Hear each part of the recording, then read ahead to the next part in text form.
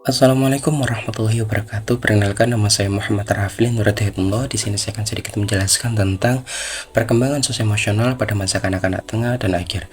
Pada bab ini membahas tentang bagaimana anak usia menengah dan akhir atau sekitar 6-12 tahun itu mengalami perkembangan secara sosial dan emosional. Pada usia ini anak-anak sudah mulai bisa memahami diri mereka lebih dalam lagi. Mereka tidak hanya melihat dari sisi fisiknya saja atau dari luarnya saja, tetapi pada usia ini anak-anak sudah mulai mampu memahami kemampuan ciri-ciri psikologis dan ciri-ciri sosial mereka. Dan pada usia ini juga anak-anak sudah mulai bisa membandingkan diri mereka dengan teman sebaya mereka. Bagi anak yang merasa mampu bersaing dan melebihi temannya, itu cenderung memiliki rasa kepercayaan diri yang sangat tinggi. Begitupun sebaliknya, bagi anak-anak yang merasa kurang mampu bersaing bersama teman-temannya, itu cenderung memiliki rasa kepercayaan diri yang sangat rendah atau bahasa sekarang insecure. Jika dari segi emosional pada usia ini, anak-anak sudah mulai bisa merasakan lebih dari satu perasaan sekaligus, seperti rasa bahagia dan sedih itu datang secara bersamaan. Dan pada masa ini juga anak-anak sudah mulai mampu menyembunyikan perasaan negatif mereka dan sudah mulai mampu memamerkan perasaan positif mereka. Dan dari perkembangan moral, anak-anak pada usia ini sudah mulai tahu mana yang benar dan mana yang salah, bukan lagi akan takut karena hukumannya, tetapi pada usia ini anak-anak sudah mulai tahu peraturan dan tahu akan keadilan. Dan bahkan ada pada anak-anak masa ini itu yang sudah mulai mengenal rasa simpati, empati, dan membantu terhadap sesama. Dan dari perbedaan gender itu tentunya sudah berbeda ya, antara laki-laki dan anak perempuan.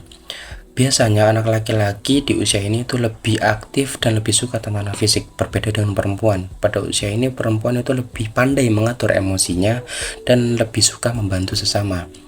Dan dari aspek keluarga pada anak-anak ini, walaupun anak-anak pada masa ini itu lebih suka bermain dan bergaul bersama teman-temannya, tentunya peran keluarga, terutama peran orang tua, itu sangat dibutuhkan untuk membimbing anak-anaknya atau memanajeri anak-anaknya agar tidak salah pergaulan.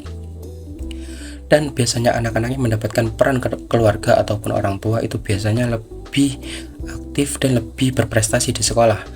Tetapi bagi anak-anak yang kurang mendapatkan peran orang tua atau keluarga, atau bahkan orang tuanya bercerai, itu bisa mempengaruhi perkembangan sosial emosional anak itu sendiri, tergantung bagaimana orang tua itu mengatasinya.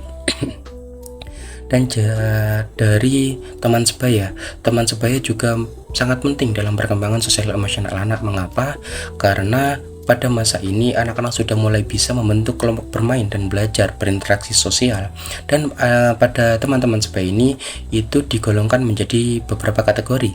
Ada anak-anak yang kategori populer, ada yang biasa saja, ada yang diabaikan, dan bahkan ada yang ditolak. Dan untuk anak-anak yang diabaikan dan ditolak itu cenderung memiliki rasa kurang percaya diri dan susah untuk bersosialisasi, susah untuk berinteraksi kepada sesama. Mereka membutuhkan bantuan untuk bagaimana cara berinteraksi dan bersosialisasi dengan baik.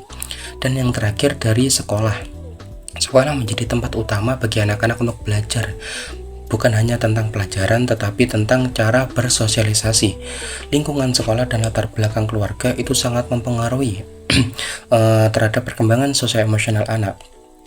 Anak-anak harus percaya dan yakin jika mereka ingin sukses dan mencapai sesuatu, mereka itu harus berusaha. Dengan keyakinan inilah anak-anak itu akan lebih semangat belajar lagi dan berprestasi di sekolah.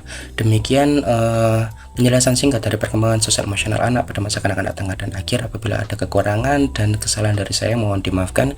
Wabillahi taufiq wal hidayah. Wassalamualaikum warahmatullahi wabarakatuh.